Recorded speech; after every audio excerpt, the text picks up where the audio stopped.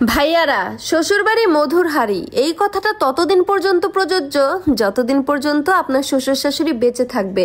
আপনার শ্বশুর শাশুড়ি যদি না থাকে তাহলে আপনি তো দূরের কথা, ওই বাড়িতে আপনার বউয়ের খোঁজ খবর নেওয়ার মতনই তো মানুষ খুঁজে পাবেন না। পরিবারের বড় ছেলেগুলোকে গাধার সাথে তুলনা করা হয় কেন জানেন? কারণ গাধা সারাদিন পরিশ্রম করার পরেও তাকে লাঠি দিয়েই পেটানো হয়। ঠিক তেমনি সংসারের বড় ছেলেরা যদি সংসারের জন্য জীবনও দিয়ে দেয় তারপরেও বলবে তুমি আমাদের জন্য কি করছো। কুকুরের লেজের মধ্যে যদি আপনি এক মুন ঘি দিয়েও টানতে থাকেন তারপরেও দেখবেন আপনি সোজা করতে পারবেন না। ঠিক তেমনি কিছু কিছু ঘাড় তেরা স্বামী আছে, এদেরকে আপনি যতই বোঝান যতই ভালোবাসেন এদের ঘাড়ের রগ জীবনেও সোজা করতে পারবেন না। পুরুষ মানুষের অভিমান বুঝলে ভালোবাসা বাড়ে, আর না বুঝলে দূরত্ব বাড়ে। পুরুষ মানুষের কান্নার আওয়াজ হয়তোবা খুবই কম, কিন্তু গভীরতা অনেক বেশি। জীবনে আর যাই কিছু করেন না কেন, কখনো বাপের বাড়ির মানুষের কথায় স্বামীর সাথে খারাপ আচরণ করবেন না, স্বামীকে কষ্ট দিয়ে কথা বলবেন না। একটা কথা মনে রাখবেন, এক চাঁদে দুনিয়া আলো। আপনার স্বামী আছে বিধায় আপনার পৃথিবীতে অন্যরকম একটা সম্মান আছে। আর আপনার স্বামী যদি আপনার সাথে না থাকে তাহলে পুরো পৃথিবী কি, আপনার বাবার বাড়ির মানুষ আপনাকে দুয়ানার সম্মান করবে না।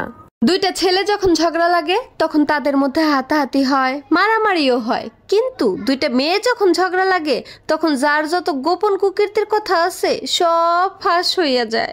যে ছেলের ইনকাম বেশি সেই ছেলের মূল্য বেশি, আর যে ছেলে কোনো ইনকামই করে না তাকে সমাজ কি, পরিবারের কেউই তাকে কোনো মূল্য দেয় না। আজকালকার মা বাবারাও অনেক স্বার্থপর হয়ে গেছে, ইনকাম দেখে ছেলেদের ভালোবাসে। কথাটা শুনতে খারাপ লাগলেও এটাই সত্যি।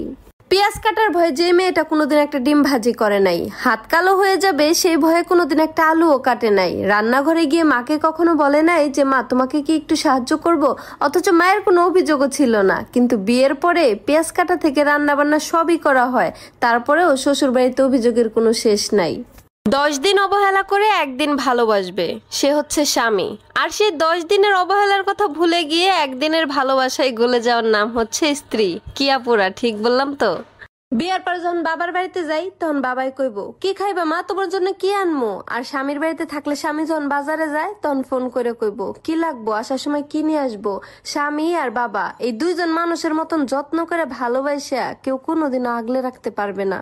গ্রাম আর শহরের মহিলাদের মধ্যে পার্থক্য কি জানেন? শহরের মহিলারা 3 বেলা খাইবো, খায় নয় রুমের মধ্যে পড়ে থাকবো, কিরা কি করলো না করলো এগুলা তাকে দেখার বিষয় না। কিন্তু গ্রামের মহিলারা 3 বেলার জায়গায় 1 বেলা না খায় থাকতে পারবো, কিন্তু বদনাম যদি 1 বেলা কম করা হয় তাহলে তো তাকে পেটের ভাত হজমই হইব না।